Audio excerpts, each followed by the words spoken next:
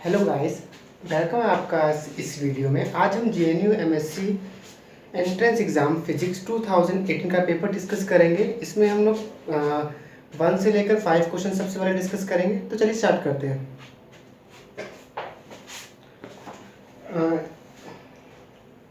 एक क्वेश्चन हम ले रहे हैं। इसमें क्वेश्चन है the stiffness Kc of a spring when compressed from its equilibrium length is given to be different from the stiffness Ks when stressed. The potential energy storing of spring is this. ठीक है, question में क्या कह रहे हैं हमें कि एक स्प्रिंग है हमारे पास, एक स्प्रिंग है जिसको हमने एक मास से अटैच कर रखा है और उसका एक पॉइंट हमने यहाँ पर अटैच कर रखा है। अब क्या कर रहे हैं, हम इस स्प्रिंग को एक बार कंप्रेस कर रहे हैं और एक बार हम लोग इसको स्ट्रेच कर रहे हैं। कंप्रेस करने में पोटेंशियल एनर्जी लगेगी, ऑब्वियस बात है। इसके अंदर कुछ अमाउंट में पोटेंशियल एनर्जी स्टोर होगी और जब हम इसको खींचेंगे तब भी कुछ ना कुछ पोटेंशियल एनर्जी होगी इसके अंदर। तो दोनों लेकिन पोटेंशियल एनर्जी अलग अलग होगी। तो अगर हम बात करें पोटेंशियल एनर्जी इन कंप्रेसिंग, जब इसको हम कंप्रेस कर रहे हैं तो वो कितनी होगी, इसमें गिवन दे रखी है Kc x² डिवाइड बाई 2।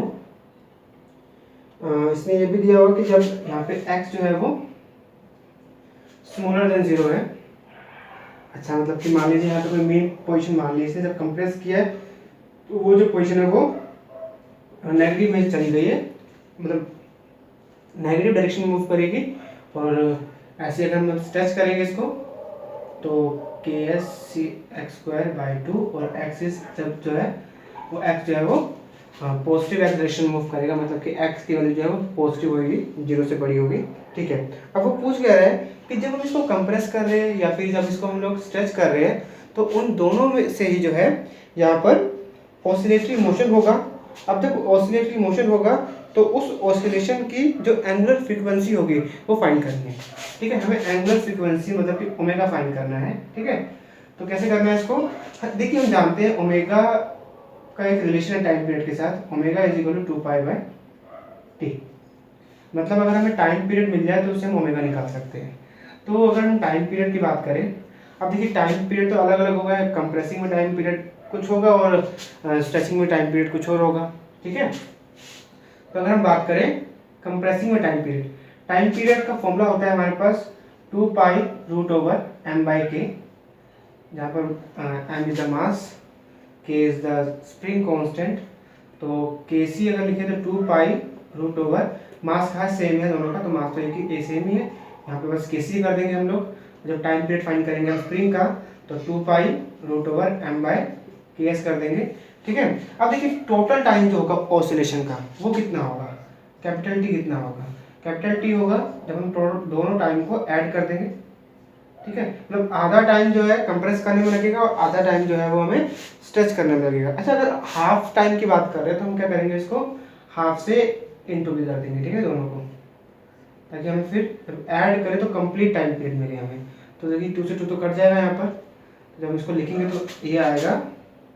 अब देखिए इसको जब हम दोनों को ऐड करेंगे तो पाई√m दोनों में है, तो हम इसको बाहर निकालेंगे और अंदर बच जाएगा 1/√Ks Kc प्लस 1/√Ks। ठीक है, और अगर हम चाहें तो थोड़ा सा सोल्व भी कर सकते हैं, पाई√m√Ks प्लस √Kc अपॉन में √Ks Kc। अच्छा ठीक है, अब टाइम पीरियड की वैल्यू में आप पुट कर देते हैं, तो पुट करेंगे तो कितना आएगा, T इज इक्वल टू 2π, एक सेकेंड सॉरी, टाइम पीरियड तो निकाल लिया, हमें ओमेगा निकालना था ना। ओमेगा क्या होता है, ओमेगा होता है हमारे पास 2π/t, तो 2π और t जो अपॉन में मतलब जो वैल्यू आएगी वो हम उसको उल्टा ले लेंगे, मतलब ऐसे पाई√m और ये भी रिवर्स हो जाएगा। तो जब इसको हम रिवर्स लिखेंगे तो लिखेंगे Ks Kc upon √Ks plus √Kc, कुछ कट रहा तो काट देंगे, बाकी हमारे पास यहाँ पे आ जाएगा ओमेगा। ठीक है, इसका आंसर है B, 2/√m√Ks upon √Ks plus √Kc। This is the S. Spring constant है स्ट्रेचिंग के टाइम पे। आई होप कि ये चीज़ आपको क्लियर होगी। तो आगे बढ़ते हैं, एक क्वेश्चन लेते हैं। इसमें क्वेश्चन क्या है, a uniform string of length 2 metre and mass 10 gram is under a tension of 8 newton. अच्छा, मतलब यहाँ पे कह रहा है कि हमारे पास जो है एक मान लीजिए दो हमारे पास एंड्स है जिसमें हमने एक स्ट्रिंग लगा रखी है। अब हो क्या रहा है इसमें, इस स्ट्रिंग की लेंथ भी हम गिवन दे रखी है इसमें 2 मीटर, ठीक है, और इस वायर की जो है मास भी हमें गिवन है 10 ग्राम, और इस पे जो टेंशन लग रहा है, टेंशन कब लग रहा है, जब इस पे हम जो है प्लगिंग कर रहे हैं। प्लगिंग मतलब किसी एक पॉइंट को पकड़ के हम इसको ऐसे प्लग कर रहे हैं तो इसमें से वाइब्रेशन मोड्स निकल रही है, और वो पॉइंट भी दिया हुआ कि 80 सेंटीमीटर पे हम इसको प्लग कर रहे हैं। और अब जो है पूछ रहे हैं कि the vibrational modes of what frequency will persist, मतलब कि जब इसको हम लोग प्लगिंग करेंगे तो जो फ्रीक्वेंसी है वो कितनी होगी, ठीक है, कितनी फ्रीक्वेंसी होगी, इंटीग्रल मल्टीपल में निकालना है हमें इसको, ठीक है। तो सबसे पहले हमें फाइंड करना है फ्रीक्वेंसी। तो फ्रीक्वेंसी का तो फॉर्मूला होता है हमारे पास, ये हमने 12th क्लास में भी देखा था। फॉर्मूला फ्रीक्वेंसी का अगर हम लिखें तो n आता है, v आता है यहाँ पर, और साथ में 2l आता है। n जो है वो इंटीग्रल मल्टीपल है, और वेलोसिटी, अच्छा वेलोसिटी का भी एक फॉर्मूला होता है टेंशन के साथ, T by mu, tension by mass density. जो वेलोसिटी हम लिखेंगे, टेंशन कितनी है हमारे पास, टेंशन दी है क्या इन्होंने, टेंशन दी तो थी, हाँ 8 न्यूटन, टेंशन दिया हुआ है 8 न्यूटन, तो 8 अपॉन में मास डेंसिटी है, मतलब मास अपॉन लेंथ, मास कितना तरह का 10 ग्राम, इसको हम लोग केजी में कन्वर्ट कर लेंगे, मतलब कि 10 की पावर -2 अपॉन लेंथ, और लेंथ दे रखी है हमें 2 मीटर। तो ये फाइंड कर लिया हमने। अब हम फाइंड करते हैं फ्रीक्वेंसी, एंड वी की वैल्यू हमारे पास आ गई है कितनी, 8 2 जा 16 इंटू 10⁻², डिवाइड बाय,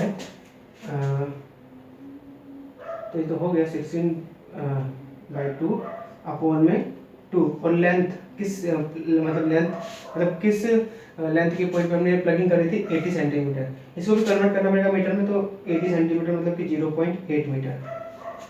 16 का रूट कितना होगा 4, और 100 का 10, और यहाँ से एक जीरो आएगा 0 अपॉन में 2, और यहाँ पे n भी आएगा, तो ये 200 इंटीग्रल मल्टीपल है 200 का, हमें इतनी फ्रीक्वेंसी मिलेगी वाइब्रेशन मोड के लिए। तो इसका आंसर हो जाएगा बी। नेक्स्ट क्वेश्चन की ओर बढ़ते हैं हम।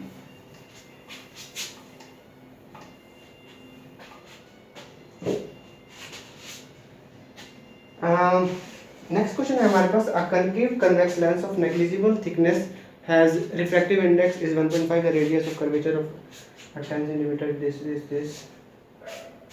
अच्छा, हमें यहाँ पे क्या दिया हुआ है, कह रहा है कि कनकेव कन्वेक्स लेंस है हमारे पास।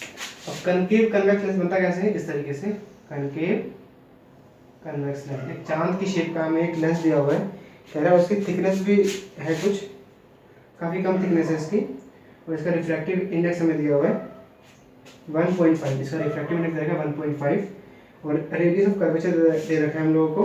कन्वेक्स सरफेस का अलग दिया हुआ है, और कनकेव सरफेस वही है, तो जो इसका रेडियस है वो दे रखा है हमें 10 सेंटीमीटर, नहीं 20 दिया हुआ है इसका, तो सॉरी 20 सेंटीमीटर, और इसका दे रखा है हमें, कन्वेक्स का दिया हुआ है हमें 10 सेंटीमीटर। इसको R1 इसको R2 मान लेंगे हम लोग। और अब कह रहा है कि इस लेंस को जो है, इस लेंस के ऊपर हमने ऑयल फिल कर दिया था, इस पॉइंट पे क्या किया, ऑयल भर दिया, ठीक है। तेल फिल करने के बाद क्या हुआ, इसका रिफ्रैक्टिव इंडेक्स दिया हुआ है 1.6। तो हम पूछ रहे हैं कि टोटल, मतलब तेल ऑयल को फिल करने के बाद टोटल जो फोकल लेंथ होगी इस लेंस की वो कितनी होगी। तो फोकल लेंथ जो है वो तो इसकी भी होगी और नीचे वाले की भी होगी, तो दोनों को अलग फाइंड करेंगे, दोनों को ऐड कर देंगे। तो करके देखते हैं एक बार। 1/f is equal to focal length का तो फॉर्मूला होता है यहाँ पर lens maker formula mu minus 1 upon में r1 माइनस 1 अपॉन में r2। तो 1 अपॉन में अगर हम ऊपर वाले सरफेस के लिए बात करें तो f1 is equal to mu इसका 1.6 माइनस 1 मतलब 0.6 इंटू 1/r1। r1 ऊपर वाला r1 तो है नहीं तो इन्फिनिट मान लेंगे इसको हम लोग माइनस 1/r2।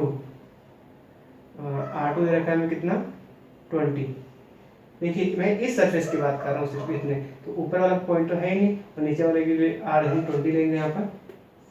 तो 1/f1 इज इक्वल टू 0.6 और ये तो 0 हो गया और ये हो गया 1/20, तो ये आ गया 6/200। अच्छा अब हम फाइंड कर लेते हैं नीचे f2 के लिए 1/f2 is equal to mu minus 1। Mu मतलब 1.5 माइनस 1 मतलब 0.5 और 1 अपॉन r1 इसके लिए ये हो जाएगा r2 ये तो मतलब -20 माइनस -1/10 तो 0.5 माइनस 1/20 प्लस 1/10। तो ऐसा करते 10 बाहर ले लेते हैं तो कितना आएगा 5/100 और अंदर बच जाएगा 2 तो -1 प्लस 2 हो जाएगा यहाँ पर 2 में से 1 गया 1 तो 1/2 मतलब कि 5/200 1/f2 आ गया।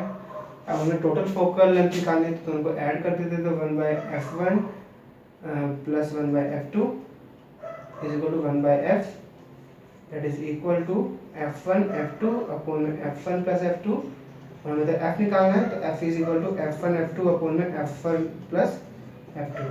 तो फोकल लेंथ जो आएगी हमारे पास f1 कितना है हमारे पास f1 है 6/200 मतलब कि डॉट f2 है हमारे पास एक सेकेंड ये तो 1/f1 है f1 तो उल्टा हो जाएगा ना फिर 200/6 हो जाएगा ना 200/6 इंटू 200/5 अपॉन 200/6 प्लस 200/5 और हम देख सकते हैं कि यहाँ पे डबल जीरो यहाँ पे डबल जीरो तो 100 कॉमन ले लेंगे तो 100 से 100 तो नहीं कटेगा ना इंटू में नहीं करना है ये तो कितना आ गया ऊपर आ गया 440,000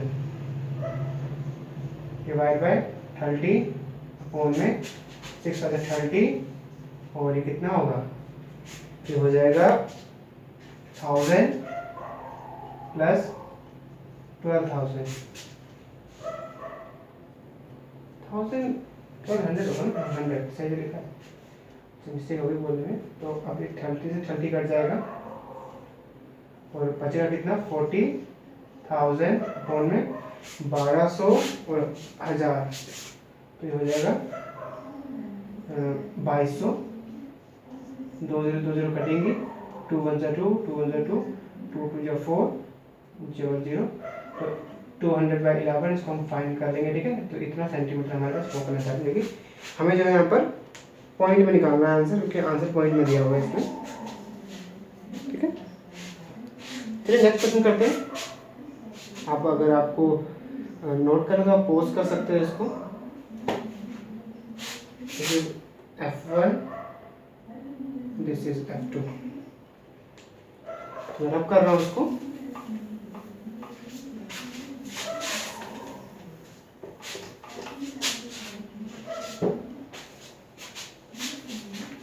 नेक्स्ट क्वेश्चन पे आते हैं हम लोग। नेक्स्ट क्वेश्चन है इसमें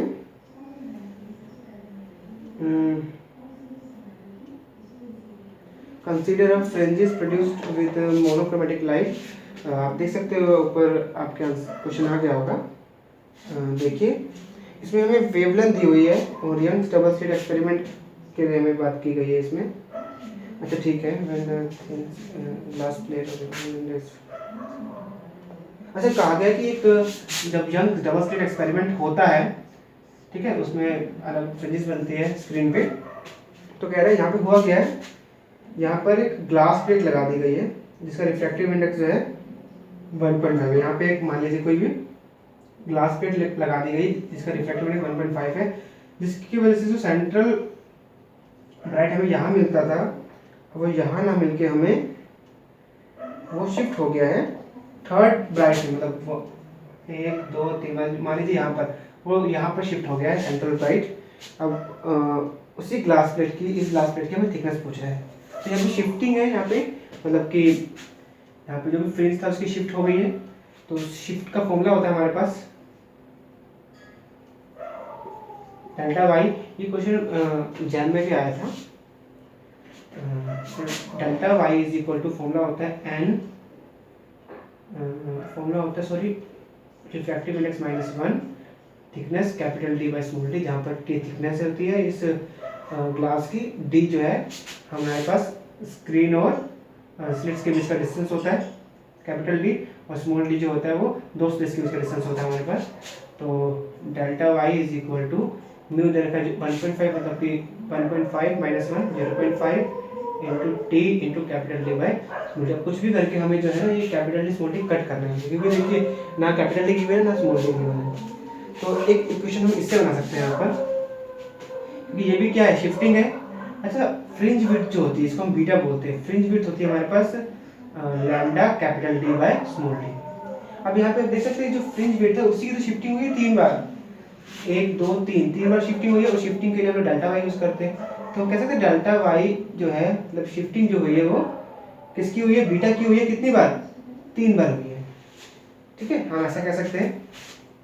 ठीक है, 3 बार शिफ्टिंग हुई है, तो वो इस पॉइंट पे अब हमें सेंट्रल राइट मिलेगा। तो 3 और बीटा की वैल्यू हमारे पास lambda capital D by small D equal delta Y. इसको इक्वेशन 1 मान लेंगे, इसको इक्वेशन 2 मान लेंगे और सॉल्व कर देंगे दोनों को। तो डेल्टा वाई तो कितना आएगा 0.5 t capital D by small d is equal to 3 lambda capital D by small d. ये तो पूरा कट जाएगा और यहाँ पे टी जो है वो आ जाएगा 3 लैम्डा हमें गिवन है इसमें 5880 इंटू 10⁻10 मीटर अपॉन में 0.5। आपको इसका जो आंसर है वो निकालना है आपको माइक्रोमीटर में। आप आंसर लिख के मुझे कमेंट कर सकते हैं। चलिए आगे बढ़ते हैं।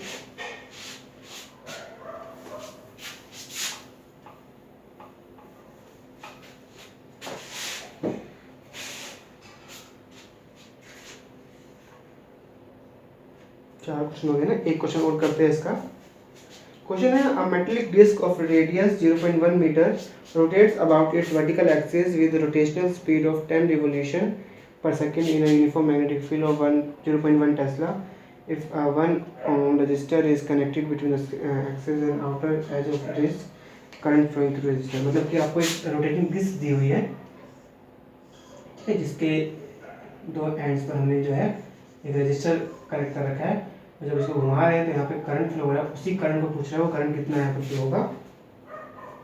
देखिए ये जो क्वेश्चन है ना, ये इसमें जो फॉर्मूला लगेगा मैग्नेटिक फील्ड का वो मैग्नेटिक फील्ड का नहीं, क्योंकि जब घूमेगा तो उसमें ईएमएफ इंड्यूस होगा, और ये क्लास 12th का ये यहाँ पे लगेगा फॉर्मूला। तो चलिए लगाते हैं। जब भी ये डिस्क रोटेट करेगी, ठीक है, अपने एक्सिस पर, तो एक ईएमएफ यहाँ पर डेवलप करेगी जिसको हम इंड्यूस्ड ईएमएफ बोलते हैं। और उस इंड्यूस्ड ईएमएफ की जो वैल्यू होती है वो होती है 1/2 BL² ओमेगा। एल यहाँ पे रेडियस है, तो 1/2 मैग्नेटिक फील्ड भी गिवन दे रखी है और रेडियस भी दे रखा है। इसके अंदर मैग्नेटिक फील्ड गिवन है हमें 0.1 टेस्ला और रेडियस हमें दे रखा है 0.1, ये है रेडियस एल 0.1। रेडियस हमें दे रखा है इन्होंने, हाँ 0.1 का स्क्वायर। अच्छा, मैग्नेटिक फील्ड और दोनों सेम दे रखे ना। और ओमेगा देखिए यहाँ पे इसने बोला है हमें इसकी जो रोटेशनल स्पीड है, मैं इसको लिखता हूँ एक बार, ठीक है। इसकी जो रोटेशनल स्पीड है, क्योंकि ये गलती हो जाती है, जब फर्स्ट टाइम मैंने भी सॉल्व किया था तो मुझसे भी गलती हो गई थी। रोटेशनल स्पीड दी हुई है इन्होंने 10 रिवॉल्यूशन पर सेकेंड। अब रोटेशनल स्पीड तो लगता है कि जैसे ओमेगा दिया हुआ है हमें, ठीक है, लेकिन ये ओमेगा नहीं है, ठीक है। हम ओमेगा की जगह सीधा ये 10 नहीं पुट कर सकते आपके, क्यों? देखिए रिवॉल्यूशन की तो कोई यूनिट नहीं होती, लेकिन 1/सेकंड की यूनिट होती है, मतलब कि फ्रीक्वेंसी होती है, फ्रीक्वेंसी की यूनिट होती है 1/सेकंड, ठीक है। तो इसका मतलब हम ऐसा कह सकते हैं कि ये फ्रीक्वेंसी दी हुई है हमें, फ्रीक्वेंसी है हमारे पास 10। तो अब फ्रीक्वेंसी से हमें ओमेगा निकालना है। ओमेगा होता है 2πf या 2π/t। तो 2 पाई और एफ की वैल्यू हम यहाँ पे इंटू कर देंगे, तो ये हो जाएगा 2 पाई इंटू 10 और इसका आंसर 31.4 समथिंग आंसर आएगा इसका वोल्ट में। ठीक है, आप सॉल्व कीजिए और आंसर कमेंट कीजिए। मेरी एक सेकेंड, अभी आंसर नहीं आएगा ना, मान लीजिए आंसर कुछ भी आ गया, इसमें करंट फाइंड करना है, क्योंकि देखिए हम करंट तो होता है V बाई आर, तो जो यहाँ पे V आएगा E बाई आर, हमने E यूज़ किया, तो जो भी E आएगा उसको हम R से डिवाइड कर देंगे, और R मतलब रेजिस्टेंस दिया है हमें 1, तो फर्क तो पड़ेगा नहीं, 31.4 आंसर देगा मिली एम्पियर में। So this is the answer. Thank you for watching the video.